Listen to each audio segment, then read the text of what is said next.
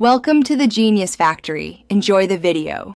In this video, I will show how to replace a cabin air filter on a Mazda CX-5, only ways. Open the glove box, clear its contents, and squeeze the stops to lower the glove box fully so you can reach the filter cover. Remove the old filter, note the airflow arrow, insert the new filter with the arrow pointing inward, close the cover, and reinstall the glove box to finish the job confidently and quickly. Start by gathering basic tools: a flashlight, gloves, and a flat trim tool to help with clips and stops. Work slowly to avoid breaking plastic clips and keep the old filter for comparison. Check the filter size and type, comparing the pleats and airflow arrow to the replacement, and lightly vacuum the housing before installing the new filter for better air quality and longer filter life.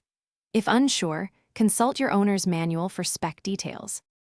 Quick recommendation: if you're working on your car and want hands-free music or voice help, try the Echo Dot smart speaker for compact sound and voice control. It pairs easily with phones and can set timers, read steps aloud, or play podcasts while you work. If you're finding this video helpful, please subscribe and like, and check the description for the link and other deals. Now let's get back to the video. Beware of putting the filter in backward, which reduces airflow and strains the blower motor. Avoid forcing the glove box hinges and damaging stops by supporting the box while removing clips.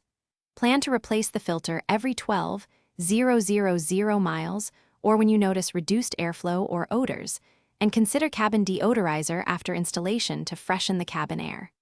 Keep a spare filter in your trunk so a quick swap is possible before long trips.